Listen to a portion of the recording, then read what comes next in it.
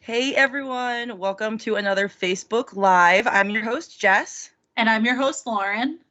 and today we are tackling a topic that I think everybody can relate to, which is how to stay sane when you're overwhelmed and tips for managing stress.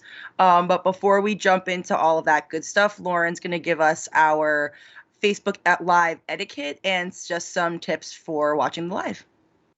Yeah, thanks, Jess. So, thank you all for joining us today. This time of year, managing stress and those feelings of being overwhelmed and feeling like there's a lot going on, we're all going through it this time of year. So, thank you all for taking the time today to acknowledge those feelings with us. And hopefully, we can all share some tips and tricks with each other on how to combat this. So, that being said, we do want to make this interactive with all of you.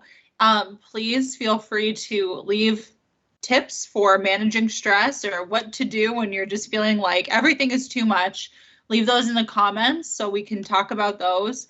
If you have any friends who are particularly good at managing craziness, tag them so they can share their advice. Or if you have friends that could use these tips, like many of us can, tag them too. The only thing we ask that you don't do is, of course, leave personal information in the comments because they're public. If you are a current Penn Foster student and you want to talk to us about something more personal to you, please give Student Services a call at 188-427-1000. If you're not a Penn Foster student yet, but you have it on your 2022 or end of 2021 goals to become one, and that will make you feel less stressed because maybe you're taking on something new to better your life. You can call our admissions team and they can talk to you and answer all of your questions at 1-888-427-6500. So with that being said, we're going to get into our topic today. We're going to talk about the causes of feeling overwhelmed. I know sometimes it can be obvious. Sometimes you might just be feeling extra stressed or have that brain fog or, are in an irritated mood and you don't know why as easily. So we're going to talk through a little bit of that, why it's important to maintain mental health and positivity and ways to combat stress and feeling overwhelmed. So, Jess, what are some main causes right now of feeling overwhelmed? And maybe all of us, as we're listening to these, can kind of take a mental note on which of those apply to us right now. Sure. I mean, obviously, the number one that we can all agree on just seasonally is the holidays. So, the holiday season can be really stressful, especially if you are, we're coming off of a year of not really spending our holidays with our friends and family and doing it a little bit more alone. So, if this year you are preparing to have company, that can be stressful after having a year off. Getting shopping and decorating done. I mean, I know me personally, I'm a crazy gift giver and a crazy shopper. So getting those things done, and even financially with those challenges this time of year, that can be very, very stressful. And, maybe this year you're still not being with your family and you're still not, being able to be with your friends. And you might think, oh, well, if I'm not doing anything, why am I stressed out? But feeling lonely and missing your friends and family can really stress you out, even though it seemed like it would stress you out less almost to not have company. And you might not even realize that the feelings you're feeling when you're feeling lonely like this is actually stress. You might just think you're being sensitive, you're sad, but those things really can stress you out as well. That's a good point, Jess. Someone recently said to me that, especially with COVID happening, I know a lot of us are returning back to normal, but there are still some things that aren't normal yet. And with the new variant coming up, I think a lot of us are still being careful or worried about getting sick or a family member getting sick. So we might not be doing all of the distraction things that we're used to. So even like you said, Jess, like you might think that not seeing family or friends would take away stress because you're not in a situation where, you know, somebody might say something or you have to worry about being in specific places at specific times or whatever. But we're not distracting ourselves like we usually do when we don't see family and friends regularly, or, you know, we can't go to a movie without being worried, or just doing the things that we're used to this time of year, especially. So I think the pandemic is still a source of stress, no matter where you live, or you know, how you're coping with the pandemic. That's still something that's very much going on this year, and is still unfolding, and definitely is a source of stress for all of us. Right. And I feel like, you know, just the uncertainty, like that we, you know, in 2020, we had uncertainty, but we were in a lockdown for most of the year. So you just weren't seeing people. You weren't putting yourself in the situation. You know, a lot of us started working from home. So while there was uncertainty, you know, there were measures in place that were keeping us like still. Whereas now, you know, getting into 2021, boosters, vaccines, you know, updated mandates, things like that, you think that, you know, we're heading in the right direction, but that just means that if something does happen, it could really like kind of slap you across the face and give you a wake up call. You know, if, you know, a family member gets sick or a friend gets sick, or if we did, God forbid, go into another lockdown or something like that. You know, I think because we're trying to return to a place of normalcy, when something like that happens, it really is shocking to the system. Definitely. And I think since 2020, especially, there have been so many big changes in our lives and in our society. And while as humans, we adapt and we figure out our way through it, it's still really stressful to not only have the regular everyday stress inducers in your life, but then on top of that, deal with real changes that are happening. And then the idea, like you said, Jess, of changes that could be, or things that could be different. So that's hard. You know, getting back to like those everyday stress inducers, like work. I see a lot on Twitter about how now, you know, we're not only expected to work our normal job hours, but then on the weekends or in off hours, people are catching up on work that they didn't get to. And that's stressful. And that is something, you know, that's hard when you feel like you can't escape work or you just have a lot going on. You know, in tandem with preparing for the holidays, with making time for family, with, if you're a parent, kids being off from school and maybe having to work while they're home more, and figuring out childcare. That's a lot going on. And then, you know, for those of you who are enrolled in classes, thinking about school, making sure you're getting good grades, understanding the material, finishing assignments, that's a lot. Yeah. It's really, it's, you know, like you're like, it's interesting to think about that during the holidays, people do, like, you know, a lot of companies and things like that are catching up because it's getting towards the end of the year and people are working a lot of overtime. You know, I have a really good friend who's working almost 20 hours of overtime a week for the next couple weeks up until the end of the year. And you don't think about it, but it really, you know, as in, you think sometimes like, oh, I'm working overtime, I'm making more money, I'm making good money, this is, you know, this is really great for my bank account, especially at the holidays, but just having to do that much work can be crippling, you know. Mm-hmm. Definitely. And, you know, I know a lot of you that are working overtime, like you might be doing it to combat additional, you know, heating costs for your house or bills because of the colder weather. Or maybe you're doing it to afford gifts for people. So that's all very nice. But when you're yourself, like maybe not seeing like the return on that investment of your time, that is stressful. So, you know, going through all of this, I would skip ahead to say like one way to combat your stress and time could just be venting about it. Yeah. And, you know, the first step, I think, like we just said, is like acknowledging like what's going on, acknowledging that even like this time of year, like school, work, family, like these are all things that it's not just right now. They can pop up all the time as stressors, or at least every year when they're paired with the holidays as stressors. So you might think like, oh, everybody deals with this, it's not a big deal, or I've dealt with this before, it's not a big deal. But the reality is that we all only live like within what's going on to us. So Yes. you can't compare how somebody else is feeling or what somebody else is going through with how you're feeling or what you're going through, because each of our struggles and feelings are very personal to ourselves. And I think it's important to acknowledge that, like, if something feels hard to you, it is hard to you. Even if you see somebody dealing with it in a different way, it might be a little easier for them. That doesn't mean it should be easier for you. Like, it's okay to say that something feels hard or difficult or not great.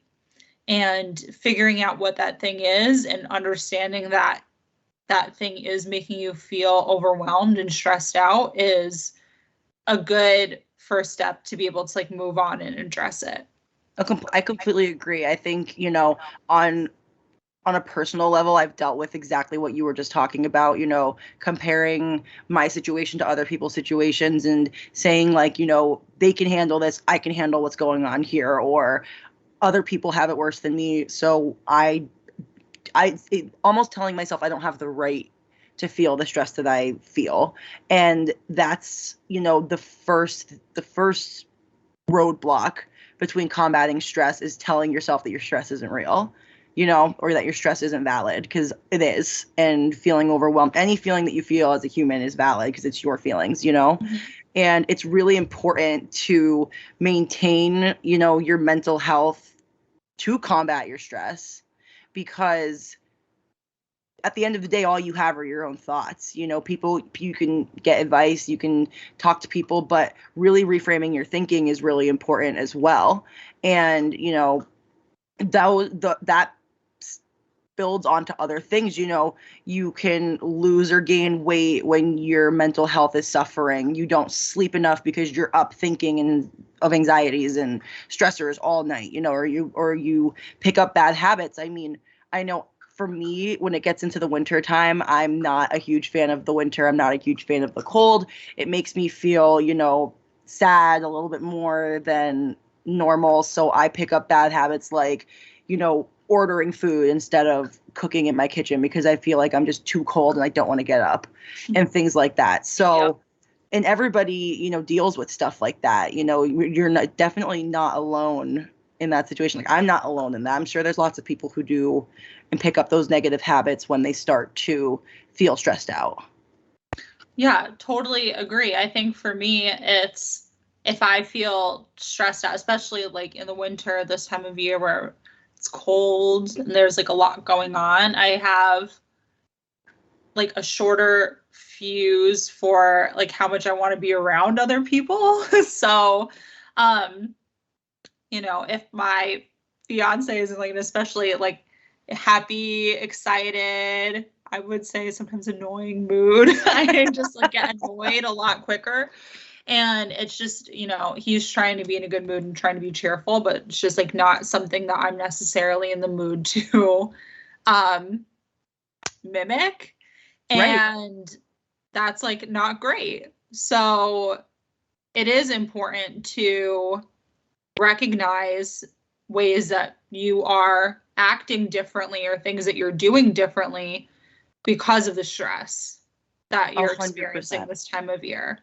100%. And I think, that example too, like your stress can impact the people around you. So if you're not in the best mood and you have kids, your family, your friends, even your coworkers, you might not be coming to those interactions with the people that you're around with the most positive, cheery attitude. You are coming to that from a place of, maybe a lower ability to handle problems.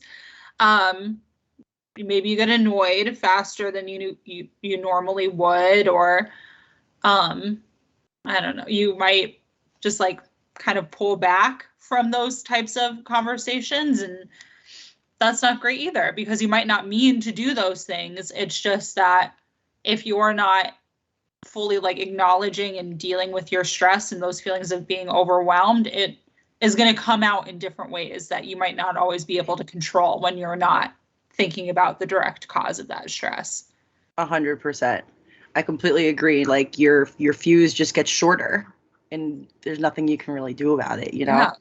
But there are ways to combat stress. So hopefully, now that we're moving into the second half of this live, hopefully the beginning half didn't, bring up at a lot of your stressors as you're watching this, but no fear, because now we're going to let you know some tried and true ways to combat that stress and to try to manage it a little bit better.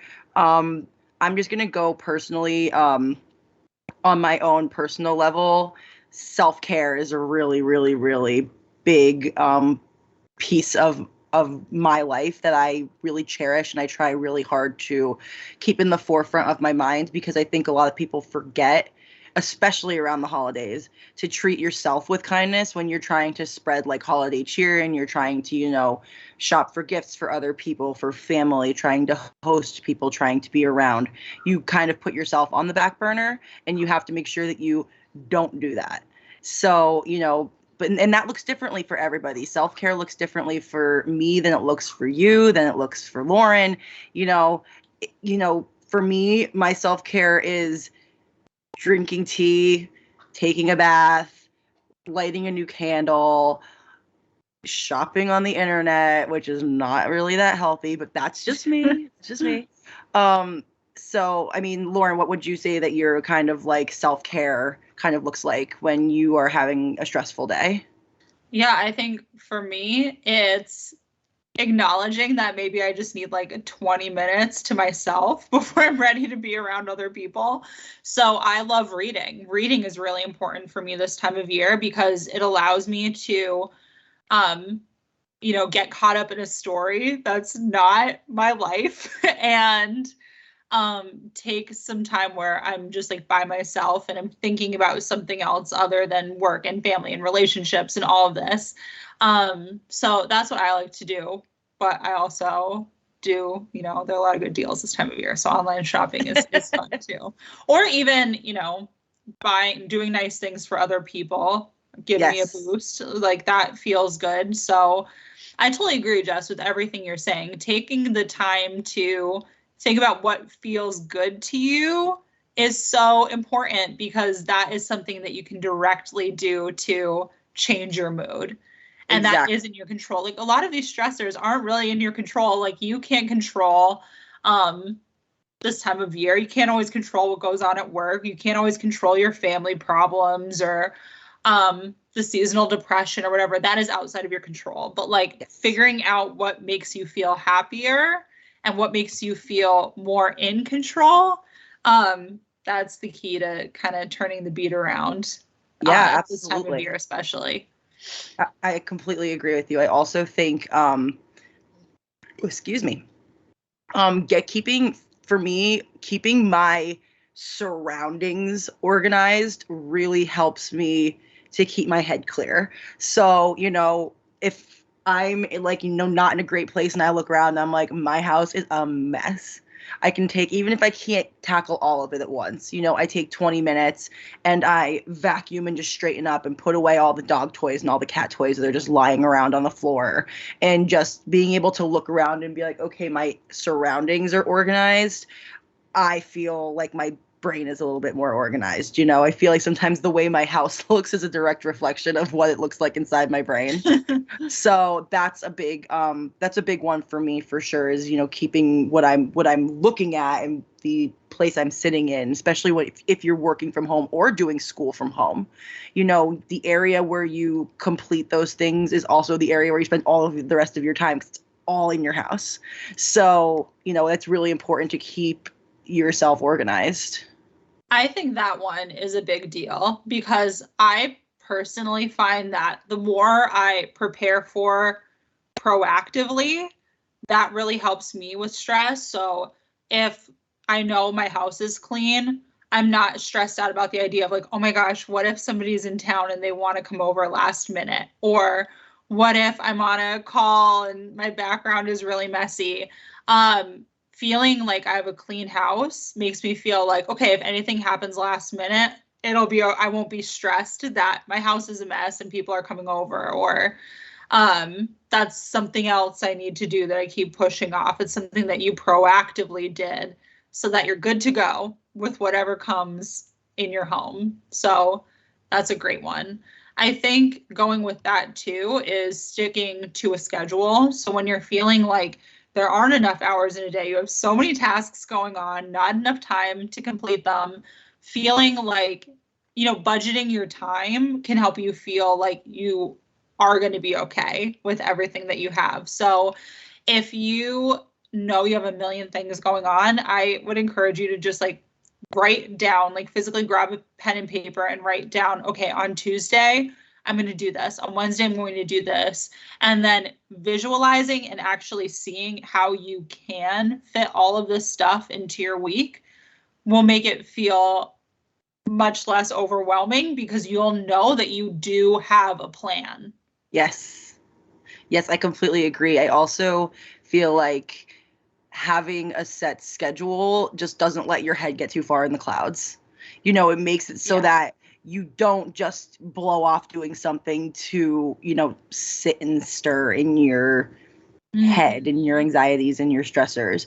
If you have a plan. And another good thing going along with sticking to a schedule is ask your friends and family to hold you accountable to that schedule. I recently, a friend of mine messaged us in our group chat, and she said, guys, I'm not drinking enough water. I'm not staying hydrated enough. She's 4 months pregnant, and she's like, and I'm just not thinking about these things. So I need you guys, anytime you think about, or you're having a drink of water or you're getting a drink, just send me a message and tell me to drink more water. And we've been trying to like hold her accountable to keeping herself healthy and doing those things. And I think if you have people in your life who are willing to do stuff like that for you, it's a really big help, because if somebody else knows that you're supposed to be doing something, it makes you more apt to do that thing. That's a good point. And I also think that involving your friends in like the boring chore-like tasks can make them more fun. Like, I love when people ask me to go for like a Target run or a grocery store run because it doesn't feel like chores when you're hanging out with a friend. I completely agree. Having someone to talk to and someone to do stuff with really does feel good. Yeah.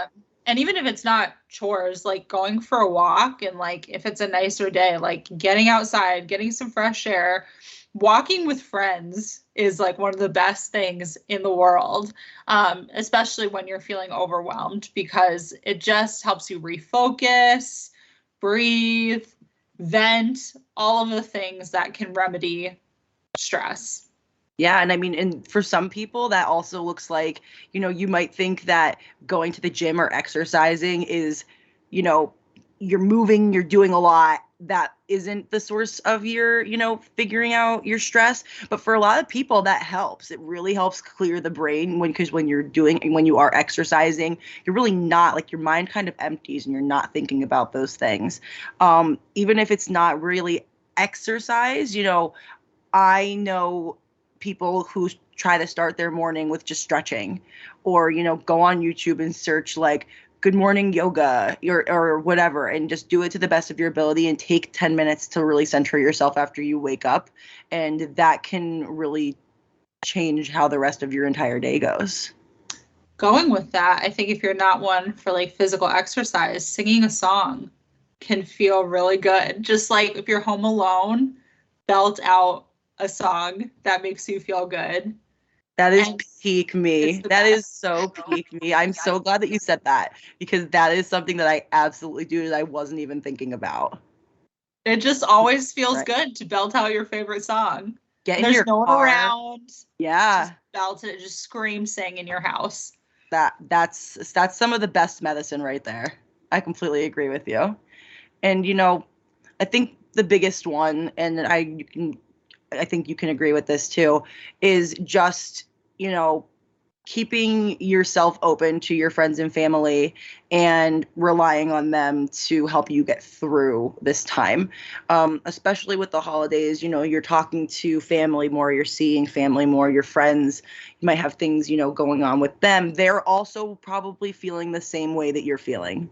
There are a lot of people in the world who think that what they're going through, their friends wouldn't relate to or their family wouldn't relate to. And I guarantee you that 99% of the time, that's not true. Agree 100%. And I think that, another part of that too is like, if you are feeling overwhelmed and you feel like you have too much going on, use the word no. And like, if your friends or family members ask you to do something or take something on that you can't, don't be afraid to say no, because they probably will understand. They probably are going through similar things where they've wanted to say no to things, or they're feeling, like things are getting crazy too. Yeah. So establish that feeling of just being honest with each other, and then they might be more comfortable telling no sometimes when they can't do something. So, be realistic with the people that you interact with a lot in your life, like your friends and your family members.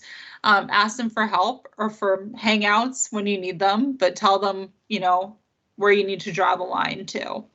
Absolutely. And, speaking to all of our current students, if any of you are watching, if you don't feel comfortable, if schoolwork is what's stressing you out and you don't think that your friends or family can relate, you can always go onto the student community and talk to your peers and get their advice as to, how to get through this time of the year while you're trying to manage schoolwork and all those other things, because I guarantee you there is somebody there who probably is going through the same thing you're going through. So definitely utilize that resource if you're a student with us, for sure. That's good advice, Jess. Also, we had him on Facebook Live a couple weeks ago, but Sean, our community manager, they call him Sean Cares for a reason. He will talk to you about anything. And he is just always like a very uplifting and caring person. So he's a great resource in the community to chat with and, have someone be there for you. But basically, what we're trying to say at the end of all of this is just be kind to yourself during this time of the year and going forward 365 days of the year, especially, we're referencing the holidays a lot. It can be very stressful. Seeing family can be stressful for certain people. Trying to financially keep up with buying gifts can be very stressful. Mm-hmm. The looming end of the year can be very stressful. Just give yourself a little room to breathe. And, just be kind to yourself. I think that that's the best way, to put it. I completely agree, Jess. And I think with that too, when things feel overwhelming, stop and think about reasons that you're really proud of yourself too. Think about something that you've accomplished this year that you're really proud of, something that you are going to be working on next year that you're really excited about. And yeah, be good to yourself and remember that you are an impressive person. You're going after a lot, you're taking on a lot, and you deserve to give yourself some breaks and treat yourself a little bit and speak kind words to yourself.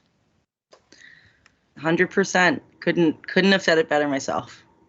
But it is a great start that you all joined us today to talk about this. It's a topic that is really important for us to speak about and for all of us to acknowledge the way that we're feeling this time of year, especially. So thank you for doing that with us. We wish you a very healthy and happy holiday season. And we will see you all next year. But yes, in the meantime, make sure you're interacting with us in the community and social media. We're there every day. Absolutely. It was great to talk to you guys today. And like Lauren said, we'll see you in 2022. All right. Bye, everyone. Happy holidays. Guys.